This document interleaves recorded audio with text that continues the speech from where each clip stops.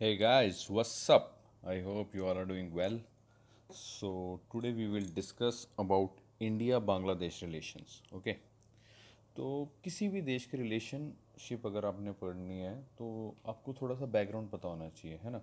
या किसी भी कोई भी इवन कि आप अपनी लाइफ में भी अगर आपको किसी दूसरे की रिलेशनशिप के बारे में जानना है कि भाई इनकी लड़ाई क्यों हुई, तो आपको बैकग्राउंड पता होना चाहिए कि कहानी की शुरुआत कहाँ से हुई थी, है ना।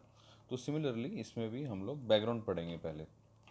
सो let's start. So as you already know that Bangladesh was a part of India. ठीक है।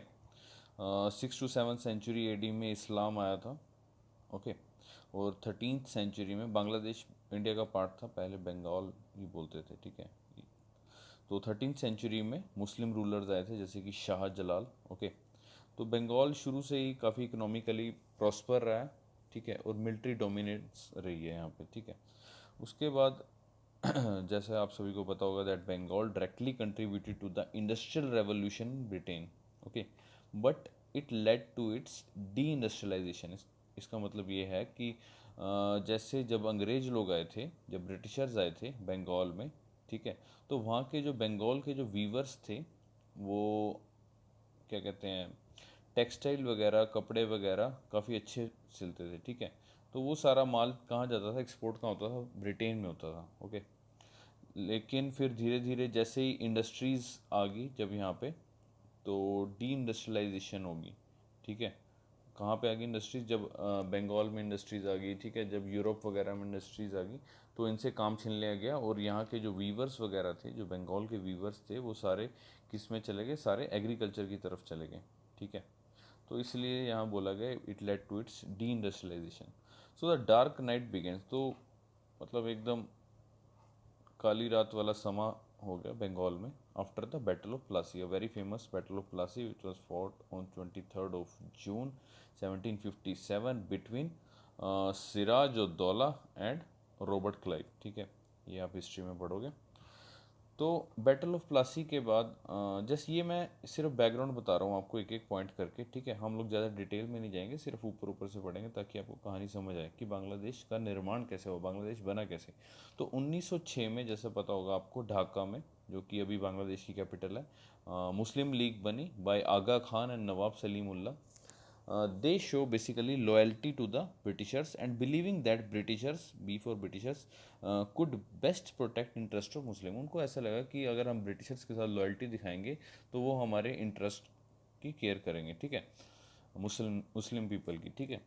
तो हुआ क्या, 1947 में इंडिया का पार्टीशन हुआ और पाकिस्तान को एक ये वाला हिस्सा दिया गया यानी वेस्ट पाकिस्तान दिया गया, और ईस्ट का हिस्सा दिया गया यानी बंगाल के दो पार्ट हो गए, कि वेस्ट बंगाल इंडिया में आ गया और ईस्ट बंगाल किस में चला गया, पाकिस्तान में।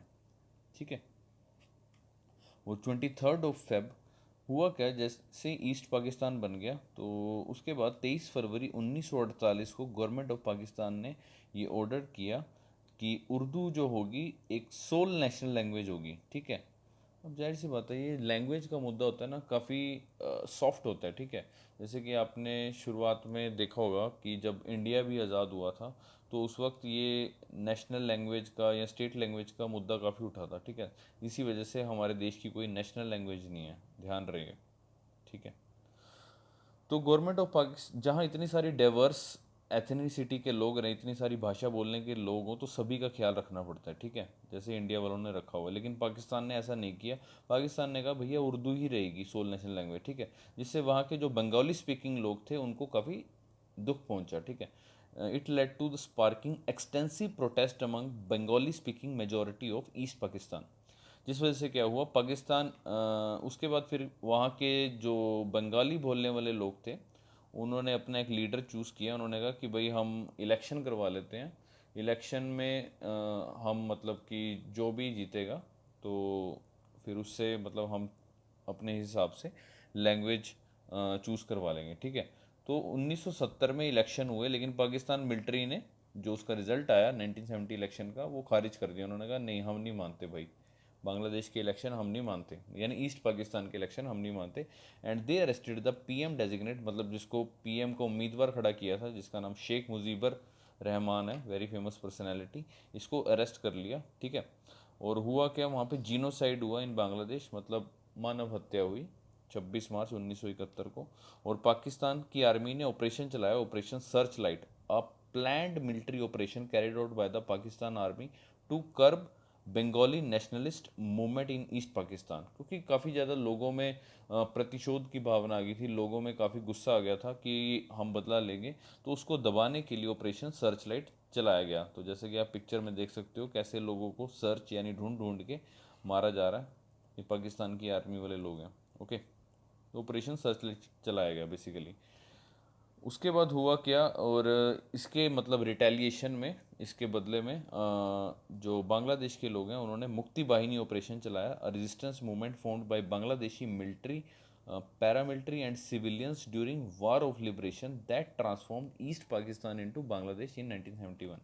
ये ऐसा कहा जाता है कि मुक्ति वाहिनी में जो आर्म्स वगैरह हैं, जो ट्रेनिंग है, जो वहाँ के जो मिलिट्री के लोगों को, पैरामिलिट्री सिविलियंस को, ये इंडिया ने प्रोवाइड की थी। ठीक है, आप मूवी देख सकते हो, रॉ, जॉन इब्राहिम की मूवी है, उसके बीच में इस बताया हुआ है ये मुक्ति वाहिनी क्या था ऑपरेशन। जैसा कि आप देख सकते हो इसमें सिविलियंस भी हैं, मिलिट्री फोर्सेस भी हैं, ठीक है, पैरामिलिट्री हैं, सभी लोगों ने पार्टिसिपेट किया। तो हुआ क्या सर, ड्यूरिंग लिबरेशन वॉर, इस लिबरेशन वॉर के दौरान पाकिस्तान को ये भनक पड़ गई कि इंडिया का भी कुछ रोल है। पाकिस्तान ने प्री एम्प्टिव एरियल स्ट्राइक यानी हवाई हमले किए 11 इंडियन एयरबेस स्टेशन पे। ठीक है, तो युद्ध चला पूरे 13 दिन। तो पाकिस्तान, जाहिर सी बात है सर, हार गया, क्योंकि बाप बाप ही होता है। And they signed the instrument of surrender, इन्होंने इंस्ट्रूमेंट ऑफ सरेंडर साइन किया कि भैया हमने हार मान ली है आपसे। और 26 मार्च 1971 को बांग्लादेश आज़ाद हो गया, और बांग्लादेश का आज़ादी दिवस इस दिन मनाया जाता है, 26 जनवरी 1971। तो ये थी बांग्लादेश की फॉर्मेशन की कहानी, यानी हमने बांग्लादेश पे एक तरह से एहसान सा किया हुआ आप कह सकते हो। ओके, तो अब समझ आएगा कि importance of Bangladesh for India, India की के लिए बांग्लादेश की क्या इंपॉर्टेंस है। जाहिर सी बात है, पड़ोसी हमेशा इंपॉर्टेंट रहता है।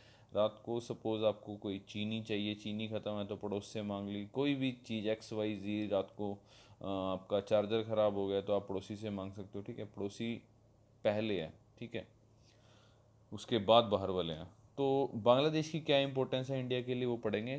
तो जैसा कि आपने शायद सुना हो, चिकन्स नेक और सिलीगुड़ी कॉरिडोर, ये क्या है, ये सिलीगुड़ी कॉरिडोर है। सिलीगुड़ी एक प्लेस है वेस्ट बंगाल में। ठीक है, ये 2000 किलोमीटर का लगभग एरिया है, 2000 किलोमीटर का एरिया है।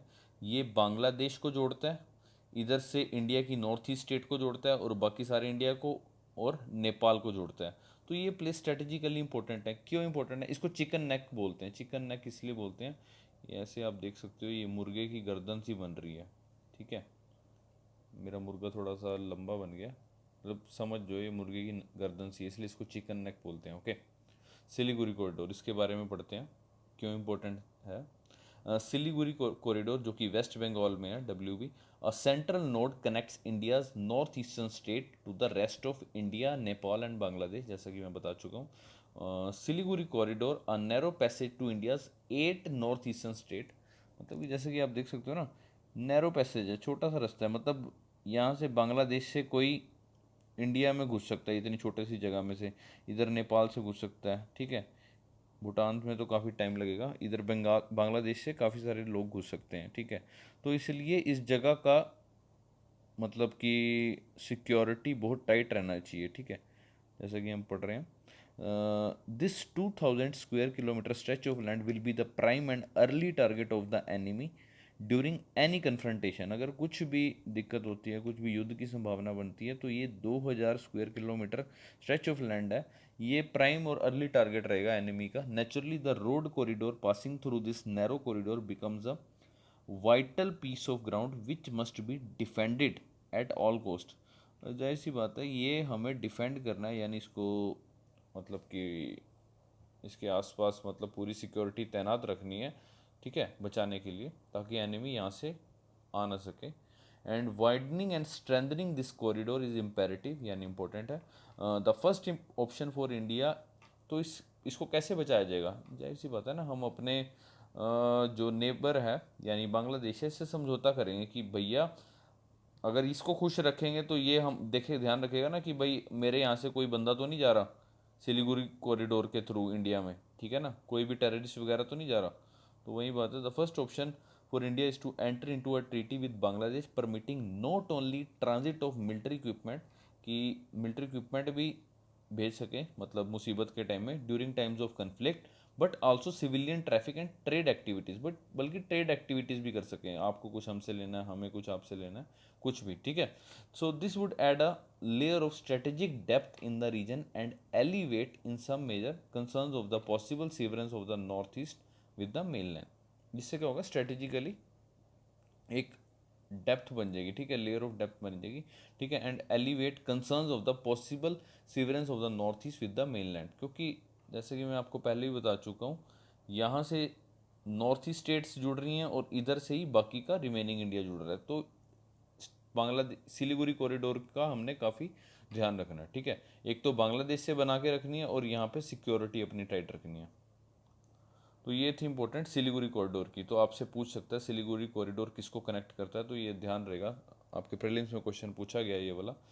It connects north eastern state to the rest of India, Nepal and Bangladesh. Okay, geopolitical importance of India, sorry Bangladesh. Geopolitical importance क्या है बांग्लादेश की? बांग्लादेश की लोकेशन जैसा कि पहले भी देख चुके हो आप मैप में, strategic wedge between mainland India and north eastern state.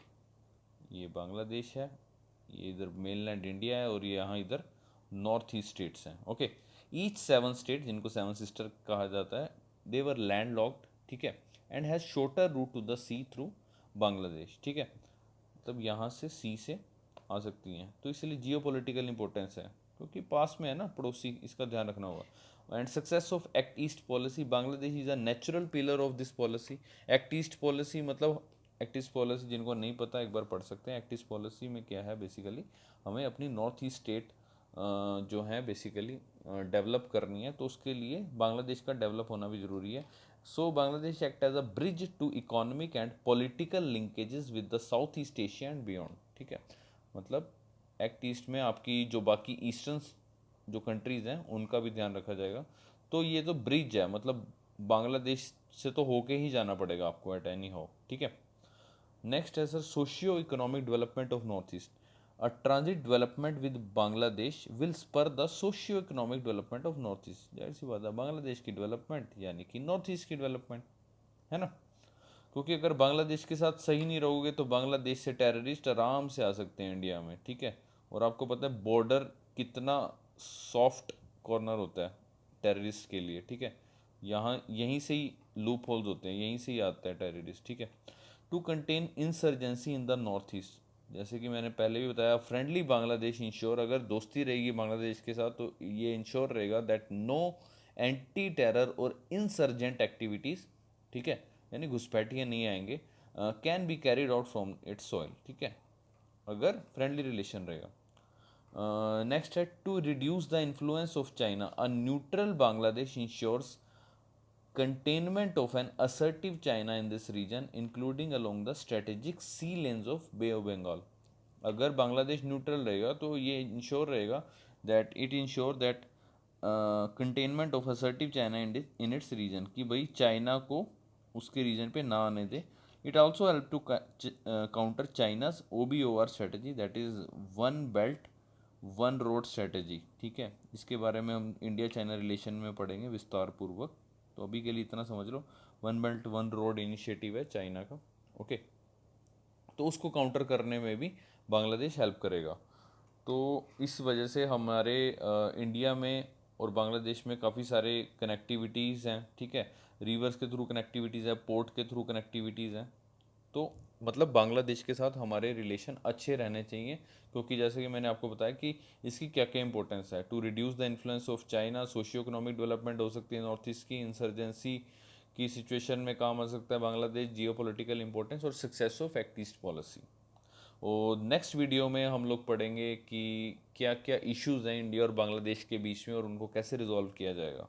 So thanks for watching, please review share and subscribe, thank you so much.